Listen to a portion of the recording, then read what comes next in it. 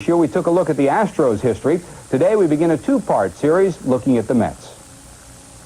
Ground ball is short. This could be it. There's one. There's two. The game is over. The Mets are champions. At 9:07 on September 24th, the Mets have won the championship of the Eastern Division of the National League. Look at that scene. Just like the city they call home, the 25-year history of the New York Mets is at times bigger than life. From the lovable, bungling 62 Mets and Casey Stengel to the never-say-die World Championship team of '69, right to this year's title team, they've all carved out their own little niche in sports history. It all began in '62 when the expansion Mets brought National League Baseball back to the Big Apple. Obviously, New Yorkers missed the National League so very much, and when the Mets came back, people in New York were ready to love the ball club, and it was almost like it was a newborn baby. You had to take care of it for 4 or 5 years until it was able to stand on its own feet.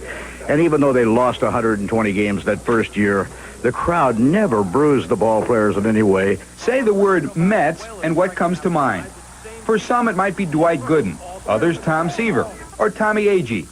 But more than any other personality in the Mets' 25-year history, the legendary Casey Stengel is the single most engaging character.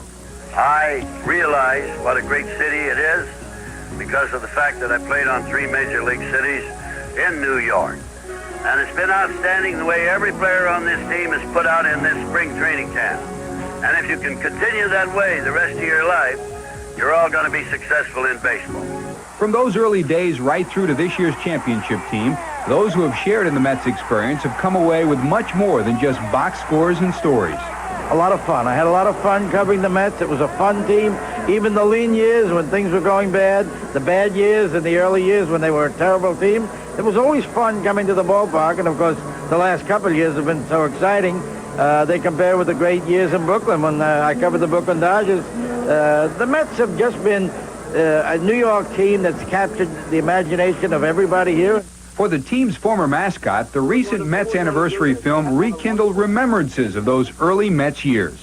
The film is great. It's brought back a lot of memories for me because I started with the organization in 1964. So those early days at Shea and some of the old guys that I worked with, Jack Fisher, McGraw, people like that, Cranepool, brought back a lot of memories because we traveled around a lot with and without Mr. Met. You know, we visited a lot of children's hospitals together, and it was a lot of fun just seeing a lot of the old guys.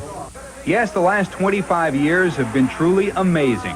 And Major League Baseball Productions has chronicled that era with a video that brings it all back to life again.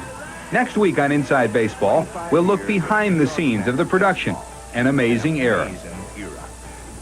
Certainly moments to remember, and we end with this one sad note, and that is the passing of Vince DiMaggio, the older brother to Joe and Dom DiMaggio. He passed away this past weekend at the age of 74, a 10-year Major League veteran. A lot of folks thought he was as good defensively as any ball player of his era. Vince DiMaggio, dead at the age of 74. Our condolences to the entire DiMaggio family.